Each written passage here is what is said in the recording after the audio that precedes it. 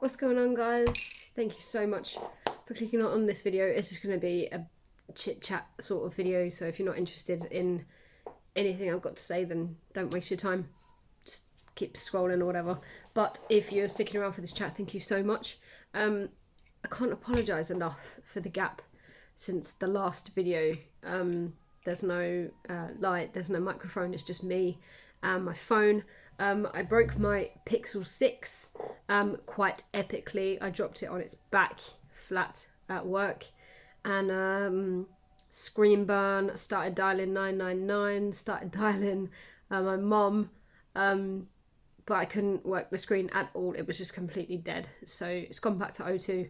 Hopefully them fixing it will not cost the earth and I'll get my phone back. However, I'm still using my Huawei P30, which still seems to absolutely do the trick, and that's fine by me. Thankfully, I just have a phone. Do you know what I mean?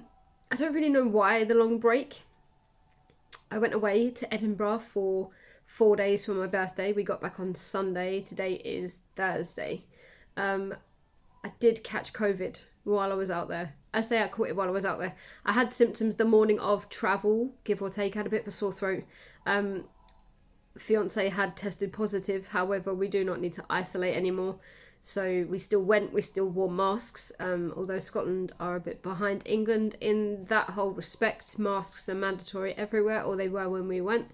I do believe it changed on Monday.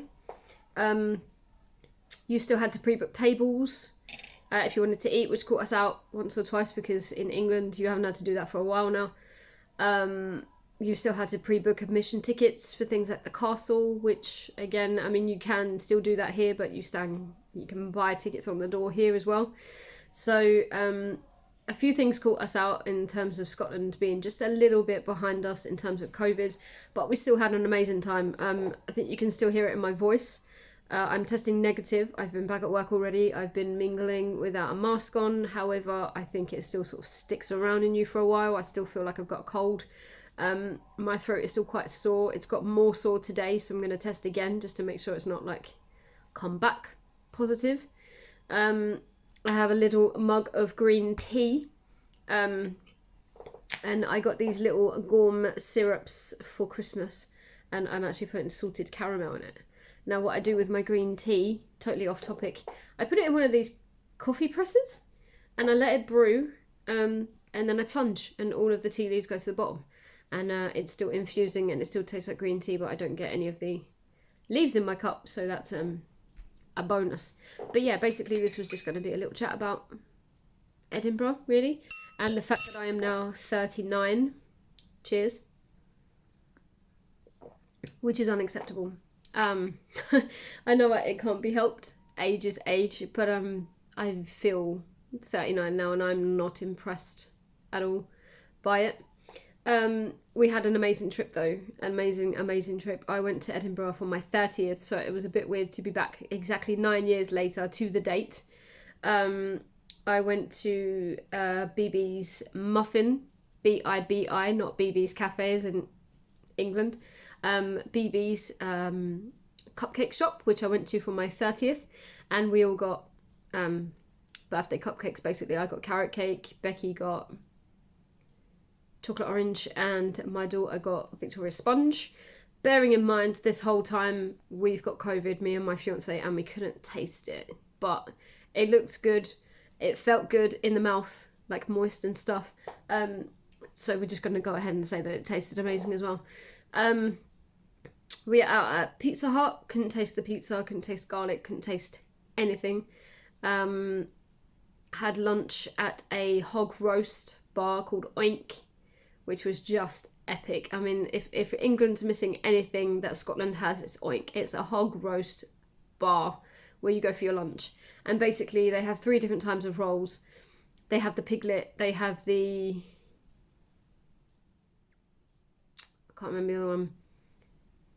I can't remember the names. I remember piglet because it was the tiny one that you would basically give to a child, and I had 2 of those just because I am a little piglet. And you can pick a number of sauces. So I obviously had applesauce. You can have some crackling if you want, straight off the head, which was so tasty. And then you can either have haggis or stuffing. Obviously, I went for stuffing. I've never actually tried haggis. And I feel like if I was going to do it at all, it would be in Scotland where it's done properly. Not whatever us English would try to do to it, like batter it and make it, ruin it. You know, I feel like if I was going to try haggis, it should be in Scotland. So next time I go back, I will try haggis. I probably won't. And then Friday we went to the zoo. Obviously this video is gonna, no, scrap that. There will be pictures following this video so you can see the animals that we saw at the zoo. Just scenery, I guess, if you've never been to Edinburgh and you've never seen the castle, which is absolutely beautiful and on top of a big cliff, then you should absolutely see it. If you're thinking about going, or you are going, you're going to have the best time. It's just amazing out there and I can't wait to go back. Bearing in mind the flight is only an hour and 10 from London Gatwick, it's so easy. We had a hotel that we booked ages ago and locked it in at £291, and when we arrived they were quoting us at £410. So just because it's Easter, it had gone up by £120, which is just insane. So I'm glad we locked it in at £291, because that would have been a lot of money otherwise. It was just a little Ibis budget, which was really, really nice actually. We had like a double bed and a bunk bed above our double bed, so my daughter, she's kind of our daughter slept above us in the bunk bed and we shared the double bed. It had a really nice spacious shower in it and just a wash basin and a toilet, and that's pretty much all there was to it. You left your clothes in your suitcase if you're okay with that. There was one hanger, so don't go crazy. A tiny little shelf for like a hairdryer, I think we put on it. A tiny little desk and a chair if you feel like you need to sit and do some work there or whatever. And that was about it. Very, very basic. So I'm glad it was only £291 for the 3 nights. Breakfast was included, however, so that made it very, very easy on us getting up in the morning and not having to search for breakfast. It was just a basic continental. No fried stuff. Excuse me. Nothing cooked, no sausage, bacon, eggs, nothing like that. Fresh pastries, so your croissants, your pain au chocolats, they had scones, they had muffins, they had like a big bowl of peaches. Obviously, who doesn't eat peach when they're on holiday and then come home and think, I can't eat peach for breakfast? Cheese and ham, because that's the continental thing to do, I guess. Like a mixture of cereals and your teas, coffees, hot chocolates, herbal tea bags, everything you could ask for that. So yeah, I would rate it, and it was so easy to get there from the tram. I think we were about 4 stops away from the airport and maybe 7 away from main Edinburgh, and we went past Murrayfield, so more on that in a bit. But heading into Princes Street where everything is was like 7 stops, and it was so easy and convenient. The zoo is a little bit trickier to get to. We had to get the tram a couple of stops and then hop onto a bus. Not that it was like a trek by any stretch, but you have to kind of be, you know, have a plan and plan your journey as opposed to just hopping on a tram and you're there. The tram only took you so far and then you had to bus the rest. But even so, still relatively easy to get to. And then you just hop back on that tram and head into Princes Street if you want to go get food. So super convenient way to travel. Tram was just spot on, so punctual as well, every 5 minutes without fail. Like, you didn't wait long at all. It was like tube basically in London, but you know, above ground. Buses were fantastic, so clean. The driver's super helpful, could see that we were tourists. Obviously you can tell that I'm not from Scotland, I'm from London, so they were very, very helpful trying to get us around for the cheapest price as well. Obviously being Easter, it wasn't the cheapest time for us to go, but we had vouchers from when we booked Munich in 2020, which obviously got cancelled. Thank you, COVID. And I'm super glad that I caught it now as opposed to then, because I feel like it's really been quite easy on me, and I thank the Lord, or whatever you praise, whatever you thank, I thank them for the vaccine, because I would almost bet 10 quid, let's not go crazy, that without that I would feel like utter shite. I mean, it felt like the worst cold I'd ever had. Not the worst cold. It didn't feel that bad. The only thing that was like really bad was the sneezes. Now, they were violent sneezes, and if I did not have a tissue at hand, going everywhere. Stuff everywhere. I mean, I didn't have a runny nose or anything like that, but if I sneezed, the world fell out of it. Like, I had no idea where the stuff came from or why I was producing it or where I was producing it from. So thankfully I had tissues on me. I didn't have a cough. I didn't have a fever. I didn't have anything like that. I didn't have the headache, but my eyes, and I think even now, they're sore. They just want to stay shut. They want to water quite a lot, and they just want to be left alone. You know, they don't want to do anything, and that kind of happened the Friday I tested positive. They just wanted to rest, and it still feels like that a little bit now. Because the light is quite bright here in my eyes, just want to retreat to bed. So yeah, I had a bit of an earache, sore eyes and sneezes, and then just like a general sounding unwell, like I sounded like I had a cold, even though I didn't necessarily feel like I had it was all just weird, okay? But it was definitely, you knew it was COVID. It was definitely one of those, well, I know what that is, because I've never had all of those symptoms before with a normal cold. So yeah, it kind of tested to that. And then obviously Becky was testing positive. She'd had a really bad cough. It was to the point of almost vomiting. Every time she coughed, it was just a fit of coughing, and we could not get it to stop. She again didn't have a fever, but she had a really bad headaches to the point of making her feel like she was going to be sick. So generally she didn't have a good time, but again, feel like without that vaccine would have been 10 times worse and possibly even like hospitalized. So thank you for the vaccine, very appreciative of it. And obviously when it comes around to getting our 4th booster, we will probably go get it done, because 2 days of side effects are nothing compared to what this thing could do to you. This is not a video by any stretch about COVID or jabs or anything like that. You believe what you believe, but I personally believe without it I would have been more sick. So there you have it. So Friday we went to the zoo, which was brilliant. The only sad thing I really have to report is there was a chimpanzee that we'd been pre-warned about when we sort of checked in our tickets, that there was a little notice board out front, and could you please read it before you go inside? So of course we read it, and this mum had a stillborn baby. It didn't say when, but that we were just to be alert that she was still carrying it around in her arms.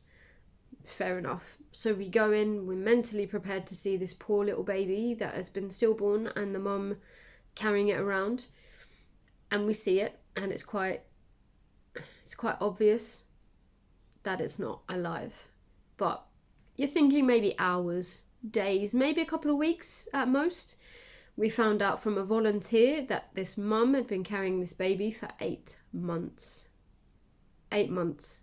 This poor mum is literally carrying around this limp, dead baby. 8 months. It was quite hard to watch, and it sucked to see, because you don't know what that mum's thinking. Maybe she's thinking that, I don't know, this is just how babies are.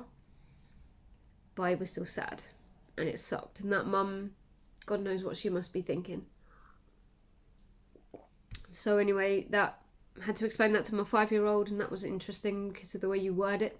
You want to make it sound, you want to be honest, but you don't want to make it sound awful. Do you know what I mean? It happens, and that's awful, but we have to move on. And that's what we had to say to my daughter, is that the baby will have to be retracted from the mum at some point. And they've tried darting it, and the mum's dodged the darts, but it's also unsafe for the mum to go under anaesthetic just to remove a baby. So I think they said their plan was in a couple of months they're due to start mating again, and when that happens, hopefully she will let the baby go, and then they can go in and retrieve the baby and let it to rest and bury it, and whatever they're going to do with it. So I think it was very smart of Edinburgh Zoo to put that sign up, because otherwise they could have had like mounds of people just running at reception desks to say, did you know, in case you missed it. But yeah, that was a bit sad, but it's life. It happens, unfortunately, and we just have to address it when it happens. I had to explain that to my daughter, and she took it on really well. She was very grown up about it, asked some very good questions, and thankfully I've got some answers.